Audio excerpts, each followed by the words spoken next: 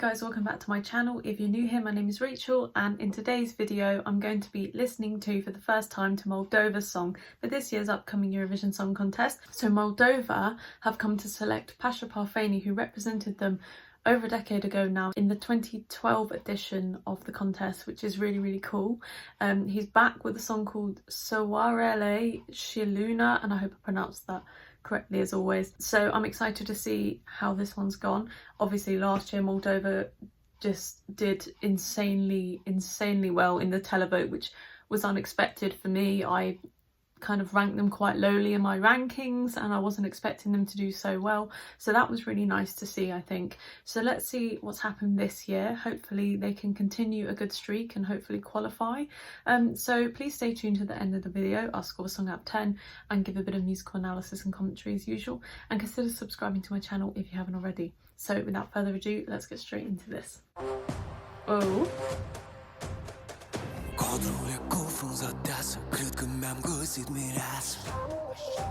this is some sort of pan flute.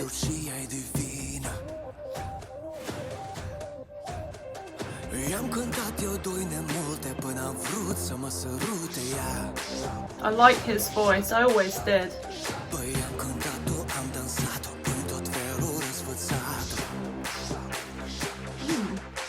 Interesting sounds.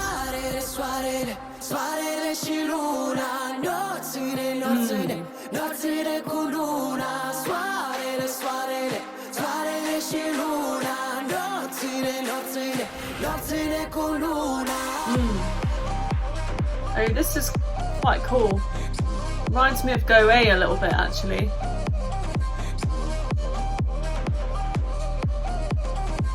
Very atmospheric. Good use of the flute as well. Yeah. Voice is blending in very nicely.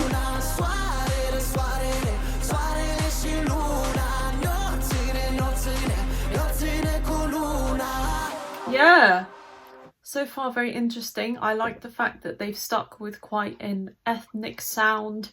They're using these sort of tribal drums, this really nice EDM touch as well in the basses and the synths, and the sort of panning of some instruments and the way it's been produced as well. So they're mixing the kind of modern sound and then the traditional, which I think is a really nice touch.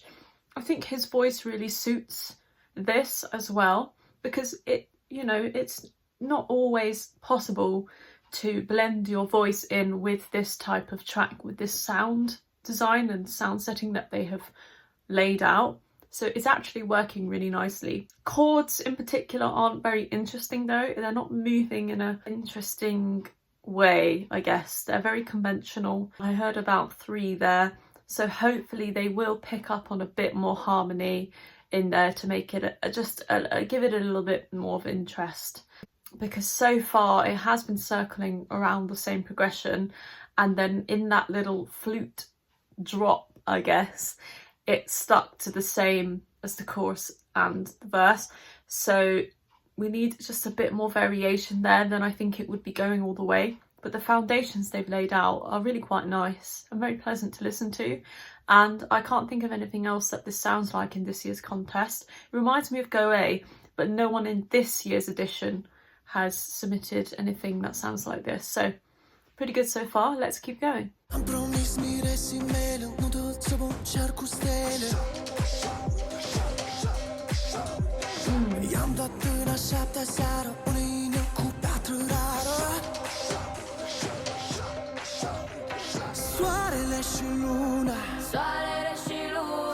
Yeah, nice backing vocals there. Very complimentary.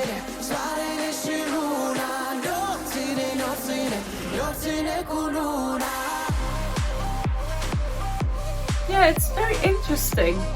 It is very interesting, but the chords aren't. That's the only thing that's kind of generic about this. But I guess something has to be. So okay.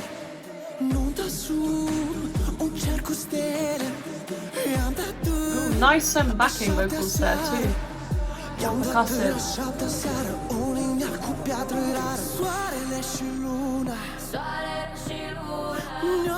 I think the problem that they've faced here is they keep using that flute small sample over and over and over again. And because that's not being developed, they could have added some more notes in the flute to kind of at least create like a 4-bar melody that was repeated and repeated and sampled over. They've only created a 1-bar melody there with the flute, so that's why it's becoming very repetitive. This middle 8 so far has done nothing for me, unfortunately. It didn't really create anything new or provide any variation, any kind of room to take the song in a new direction. It doesn't feel like it doing any justice to this track, putting any worth to this track. A middle 8 is a key moment of a song. You've already established in the verses and the chorus what the song is about. The middle 8 is like this nice round off which takes the song in a new direction and gives it almost like an extra uniqueness and the stamp, the artist's seal of approval. I feel this didn't have it because it's just not doing enough to kind of develop it and make it do anything new, basically. If you understand what I'm trying to say, let's close it out.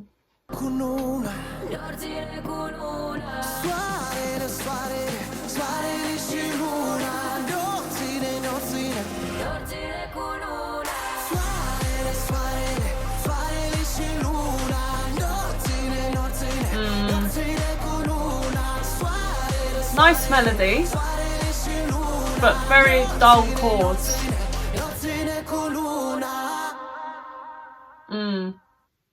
The thing is that, like I said, the foundations they laid on that one were really, really nice, but it had a solid foundation, but the structure built on top of it was very weak. That's basically how I see this. Unfortunately, because there was some nice moments in there with the vocals, especially his performance. I think he is the sole reason why I was interested for the whole 3 minutes, because he was providing a nice vocal line filled with dynamics. The backing vocals as well, used with the female vocals to give it a kind of nice variation, but also you had these male backing vocals providing more percussive sounds to fit in with more of the drums and the bass lines being used instead of like as a melodic device. So that was nice, but I have to say everything underneath it, if this song was a 30-second song it would be great, but it's a 3-minute song. That's the problem. It didn't really go anywhere and it had a lot of space to grow, but they just chose not to, unfortunately. I still think this might do well at the contest because it does have this uniqueness in terms of the soundscape, you know, the kind of tribal sounds, the flutes. It does stand out in that regard, but in terms of the genre, if you think about other songs that sound like this, I think of Go Away. Go Away is, I think, a lot stronger than this entry. So I guess I'm slightly disappointed with some of the elements of this song. So overall, I think in terms of a score, I'm going to give that 6.5 out of 10. I think it's a fair score for what I've laid out in this video, but please let me know down below what you think of this song and stay tuned for more content coming soon. And I think I'm going to be reacting to Cyprus's entry next, so please stay tuned for that. Bye.